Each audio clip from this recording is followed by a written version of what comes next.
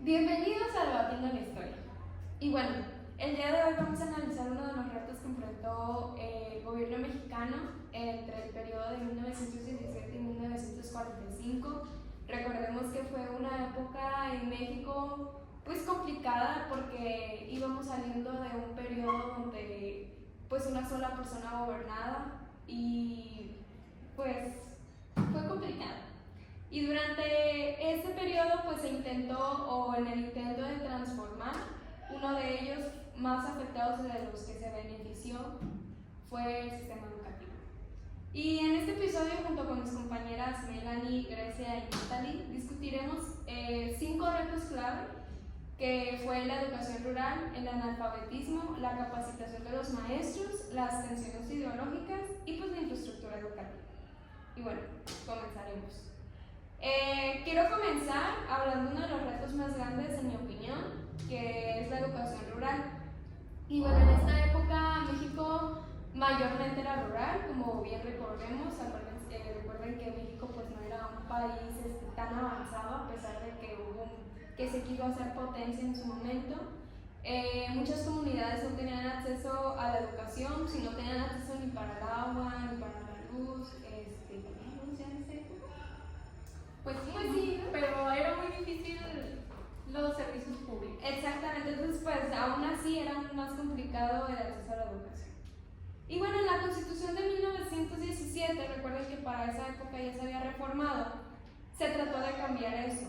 Recordemos que en el artículo 3, que es el más importante ahorita, garantiza que la educación sea gratuita y obligatoria y sobre todo laica, ¿no?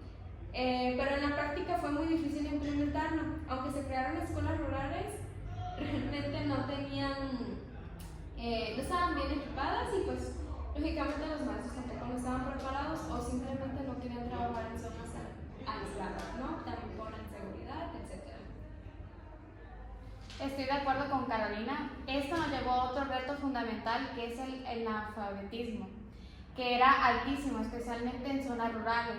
El gobierno, que particularmente estaba bajo Lázaro Cárdenas, pues trató de hacer ciertas campañas que no funcionaron en realmente, porque nos hacía falta recursos, los maestros no estaban capacitados y eso nos limitó mucho los resultados.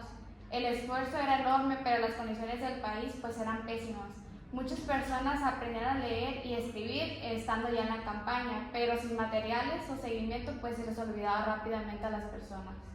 Ahorita que dices de maestros, otro reto que fue la capacitación docente, se fundaron las escuelas normales para formar a los maestros, pero en muchos de estos casos la formación que recibían pues no era la adecuada. Y también pues se notaba cuando los maestros iban a las zonas rurales donde se enfrentaban a los desafíos, que era pues la falta de recursos, el aislamiento, la falta de los servicios, el material, y los enviaban a lugares donde pues ni siquiera había caminos y era pues muy difícil llegar hasta la comunidad y sobre todo contextualizarte en esa comunidad. Y además pues también tenemos el reto y las tensiones ideológicas que surgieron especialmente en los años 30 con la educación socialista bajo el mando de Lázaro Cárdenas. Pues esto surgió a través de las ideologías de las personas. Se quiso implementar una educación pues enfocada en formar ciudadanos con conciencia social, pero obviamente pues esto chocó con las creencias religiosas de muchas personas. La iglesia se opuso ferozmente y eso pues creó divisiones en las comunidades, pero pues en algunos casos las reformas generaron rechazo y resistencia. Fíjate, Melanie, que lo que estás comentando es muy importante y estás en lo correcto. Y déjate de todo lo que pasó, de la división entre la comunidad, porque pues obviamente ya estábamos avanzando como sociedad y ya la iglesia ya no era tan fundamental para el contexto social. Sin embargo, creo que otro aspecto que todavía complicó aún más las cosas fue la infraestructura. Realmente creo que fue un desafío y por eso lo estamos hablando en este momento, porque el gobierno sí construyó las escuelas, digamos que sí las construyó, pero realmente no eran escuelas que eran, ¿cómo podría decirlo?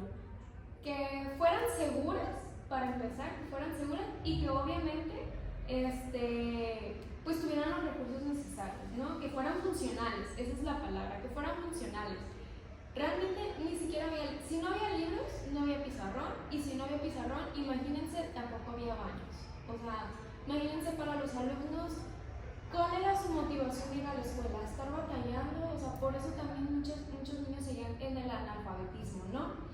En las zonas rurales, sobre todo en algunas escuelas, ni siquiera tenían los techos adecuados y pues lógicamente tampoco había agua potable.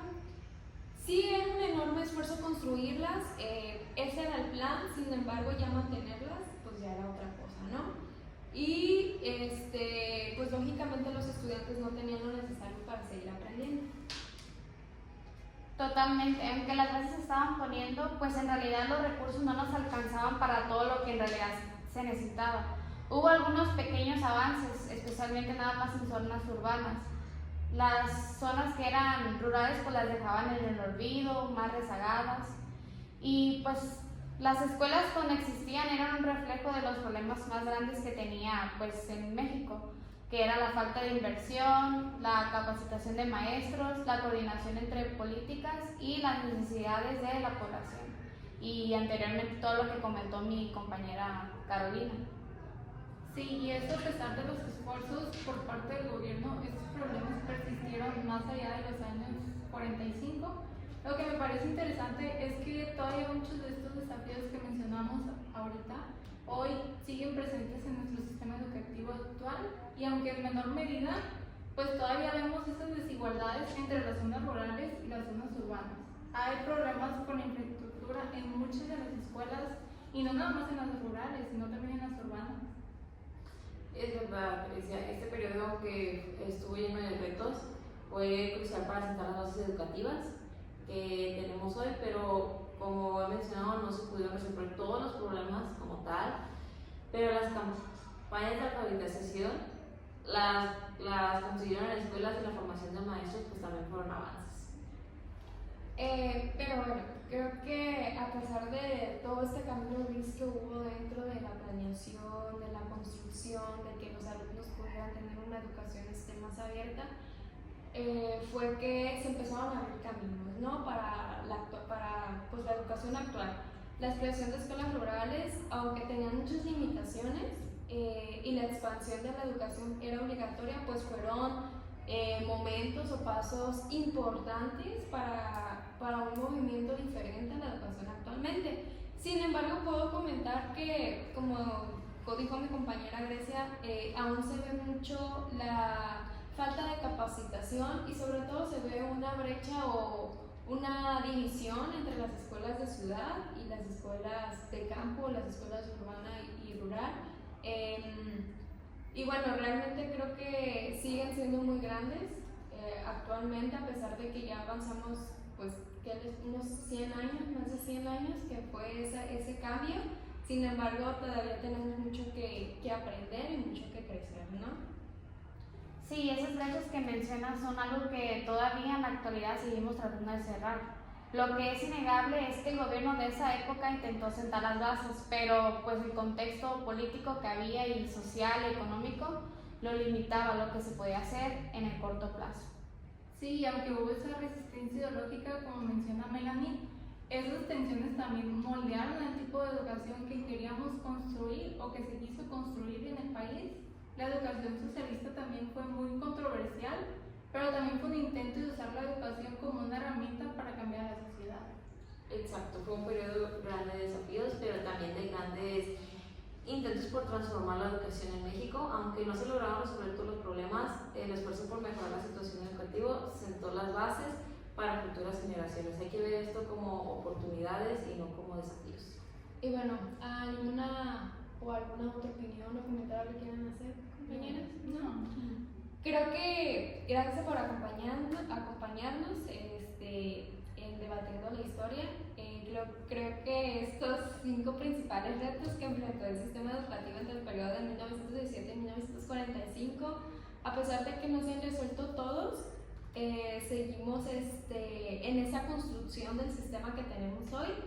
Creo que mientras va avanzando la sociedad, va avanzando las estrategias. Y pues si tienen algún comentario, los escuchamos, ya saben. Y pues los escuchamos en el próximo episodio.